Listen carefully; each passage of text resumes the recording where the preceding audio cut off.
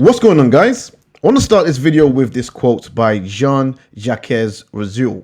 Hope I pronounced that correctly. But it says, patience is bitter, but its fruits is sweet. Okay, patience is bitter, but its fruit is sweet. And one of the reasons why I wanted to start this video off with this incredible quote is because look at the Russell 2000, guys. It has been range bound all year. Okay, so we've had these Fibonacci retracement levels on the chart from, I don't know, a couple of months ago. We've spoken about this so many times, and we've tested resistance here at all-time highs only to pull back and test support, to test all-time highs once again, to pull back to test support. And now look at where we are. We are now approaching all-time highs once again in the Russell 2000. Now, it's my belief that I think because we're now in November, and typically with November and December, as we've spoken about on this channel quite a few times, from the lessons Peter Lynch has taught us, we should start to see that rotation into small and mid-cap stocks that should push us through this key level of resistance, and we set all-time highs. And that'll be fantastic for our portfolios and for a lot of our small to mid-cap positions that we are holding. Now, if you recall, a month ago, I shared this on my channel. This was a paragraph from Peter Lynch's Beat in the Streets. He said you can make a nice living buying stocks from the low list in November and December, right? In November and December during the tax selling period, and then holding them through to January when the prices always seem to rebound. This January effect, as it's called, is especially powerful with smaller companies, okay, which over the last 60 years have risen 6.86% in price in that 1 month, while stocks in general have risen only 1.6%. And what are we seeing now? We are starting to see the small to mid cap stocks that are on the low list run, okay? When I mean run, they're running. Take a look at Teladoc, okay? Teladoc has been absolutely crushing it. And in one of my videos in October, I said this is happening to these stocks. Add them to your watch list now. TDOC is one of those companies that I said, watch this stock, okay, at 139, and now today it was trading at $150 a share.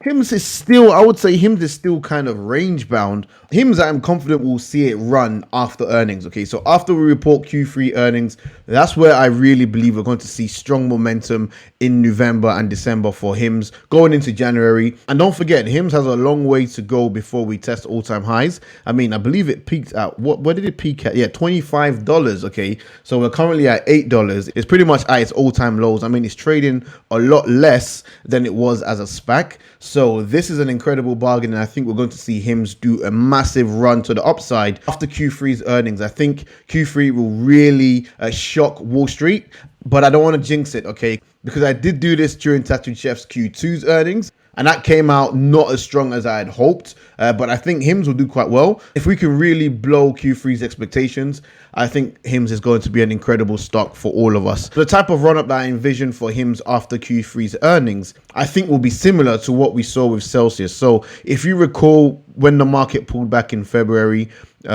we started buying Celsius holdings right after their Q4 earnings. So we were buying Celsius around here, and as you can see, that was around what, $40, $45. I've got an average of $54 because I have averaged up ever since, because the stock absolutely took off after earnings. It's up over 100% now. If you got in and held on my very first video around $44 on Celsius, I mean, you're up over 100% in the space of a couple of months. So despite the generic market sentiment towards small and mid-cap stocks, Celsius has been a huge performer for us. It's been one of the best performing holdings in my portfolio, and I think we're going to see a similar run-up in HIMS as well. And that's only if we beat expectations. If we absolutely destroy expectations, I think we can see our market cap, which is currently at 1.5 billion.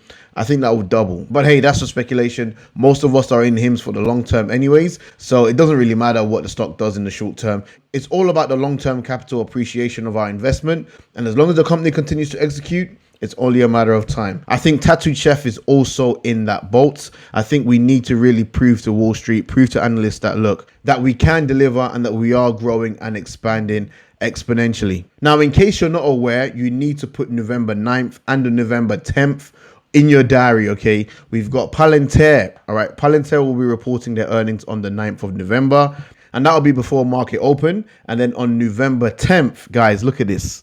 Look at this stellar list. We have Celsius Holdings reporting earnings before market open. We have HIMS and HERS reporting earnings after market close. We have Nano Dimensions reporting earnings before market open. We have Open Door.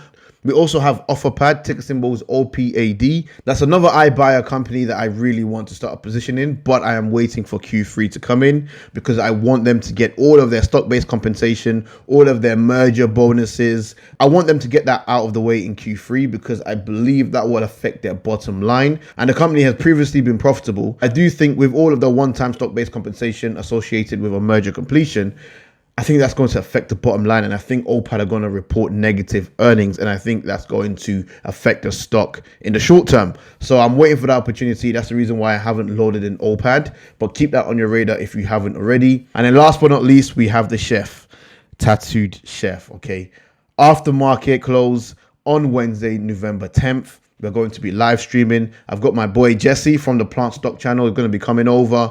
We're going to live stream it once again, and I think it should be fun. So November 10th is the day, guys. November 9th and November 10th. It's either going to be fantastic for our portfolios and we're going to be able to grow our wealth, or maybe not so fantastic. But now I'm really looking forward to November 10th and November 9th. So that's all I had for you in this video today. Remember the quote that we started off with: patience is bitter, but its fruit is sweet. We've been patient for the majority of this year. I mean, the market pulled back since February. Since mid-February, it's been on a constant decline for small and mid-cap stocks.